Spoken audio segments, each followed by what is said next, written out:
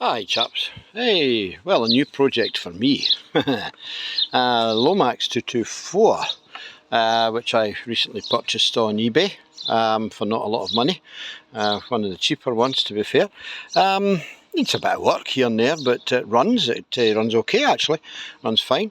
I drove it from Annan to Kilmarnock with no problems. Just an odd little miss here and there. A couple of anomalies.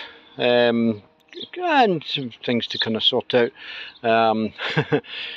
You'll maybe notice here there's some cable ties. Now what it is the steering is actually bolted on here and down there to the fiberglass. That's where the top part of it steering is. But there's also another piece. I'm going to get a bracket made. This is just a temporary job. What was happening was it was hanging down and it was binding on the actual steering tube onto the actual steering column itself. So it was the steering was even heavier than it normally is. So we just pulled the cable ties to get the angles right. So we're going to get a proper bracket made up for that. As I say, this is just temporary. The wiring itself was in a bit of a mess. I've tidied it up a bit to make it a bit more presentable. There's one here that is an earth. Well, does it appear it's going to earth? It's obviously not an earth, but it's going to the ground. The fuel gauge didn't work. The thing I don't like, of course, is the steering wheel is quite small and it obscures the speedometer and the rev counter a bit. And the bits you need to see, you don't see anything between 10 and well, 75. I don't think I'll be doing any speeds like that, to be fair. Well, at least the fuel gauge wasn't working, but the wiring was wrong, so I fixed that. The fuel gauge now works. There was an oil pressure gauge in here, and it was just connected to the oil pressure switch. So of course, once the oil pressure came, once the light went out, it went up to 8 bar. So there's no point in having that. It doesn't have the proper sender in it, so that came out. This is a kind of homemade, well, most of it's homemade, let's be fair, it's a kit. So I don't like it. I'm going to do something about it. I'm going to get some paint. I'm going to get to tidy all this up, and I'd like to actually kind of do this in kind of carbon fibre or something like that to wrap on there, sort that out. And, things like this need to be sorted out. Daft wee things, a lot of daft things. Even when it runs all right, starts fine, and everything works on it now. But it drove up all the way from Annan. The funny thing about it was it was quite down in power. It's a 652cc Visa engine in it. I shall open half of the lid and let you see. 652cc Visa unit. This is, I think this has been done at some past. I need to get a new bungee thingy bob for that. That's kind of knackered. So it folds over, which is very retro. You'll notice the conglomeration of the capacitor there sitting on the coil. I fitted new points and a condenser to it, and the new condenser was duff. In fact, the old condenser wasn't great either. It was way off value. So all we've got is three 0.1 microfarad capacitors parallel together. They're 2 kilovolt rated. They'll probably last longer than the actual normal capacitor. Just briefly connected up like this with a couple of chocolate box, which is actually probably better than the original Citroen things, which they're not great, they're not tight, you know what I mean? And you've got the earth of it, it's just wrapped around it, just to see if it worked, and it did. And now onto the gearbox, which is a good earth point. So that's fine, but it's had brake pipes. The brake pipes have been done in the past, many new bits and pieces. The oil was changed prior to I got it, 2 new plugs, and then it's had an alternator relatively recently as well. Now the code on the engine is an A06. I don't know if you can catch that. Yeah, there you go. It probably won't focus, I'm using the phone. A06635, which tells me it's a Visa unit, and it had the 2 sensors for the electronic ignition, one down here and the one up here, which I've removed. They're just hanging, no point in keeping them in there. It's a GSA box, 5-speeder, and it looks like reasonably new calipers. Calipers quite tidy. Lots of meat on the pads, and the disc is exactly 7mm thick, which is correct. So that's fine. It's also got an anti-roll bar, this one. So which most 2CVs don't, so it doesn't roll. We smell of petrol off it for some reason. I don't know. I've checked the carburettor out. I might take the top off and check the float level. It might be too high, so it might just be that. But nice tidy chassis. It's obviously a galvanised one. Now it's been a galvanised chassis. You can see where the paint has come off in places, and it's still lovely and shiny. So yeah, a nice galvanised chassis that's on it as well. And it's obviously been replaced at some time. As you can see, the VIN plate has been unscrewed. So the original VIN plate has been put back on here.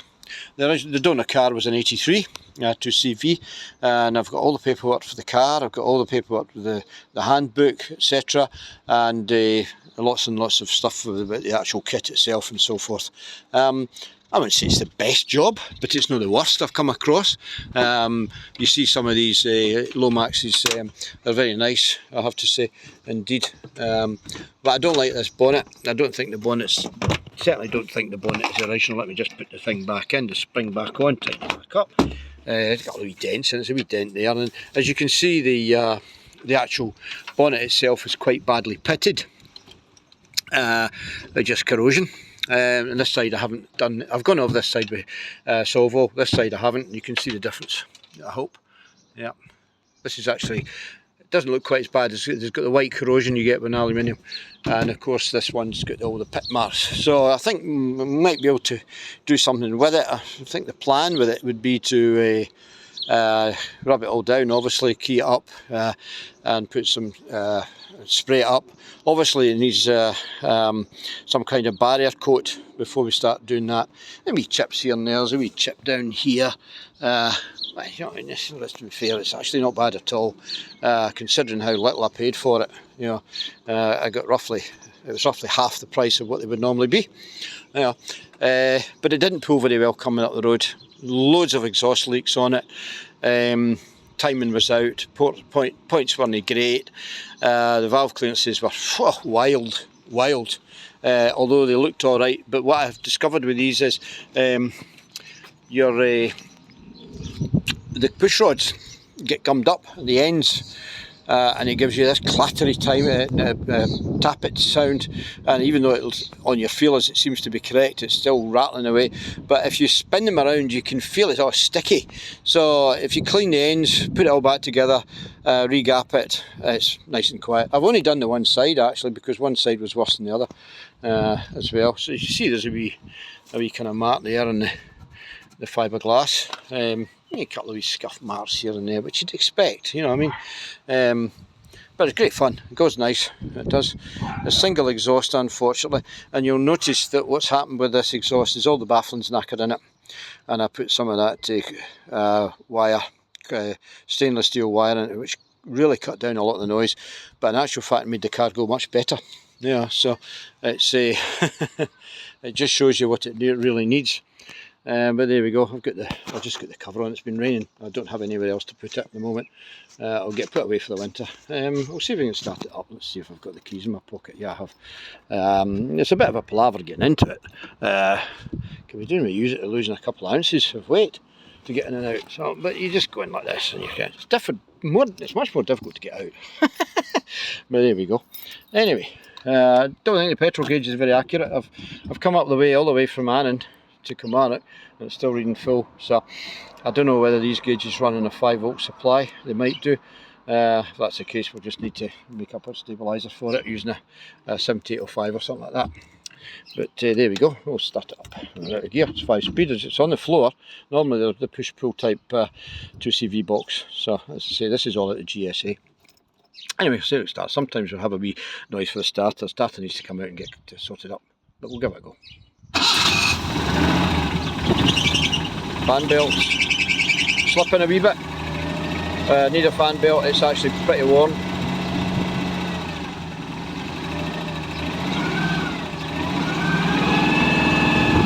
This sounds like a normal 2CV.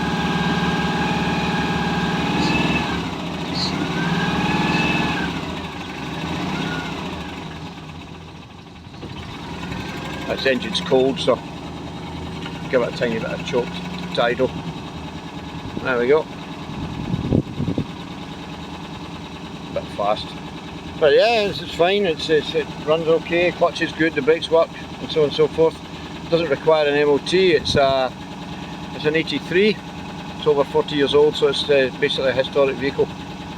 And it's still on the original Citroen registration, obviously, because it's not really a complete kit car as such. It's based on the chassis, so which is the important part, and it still has the original VIN number.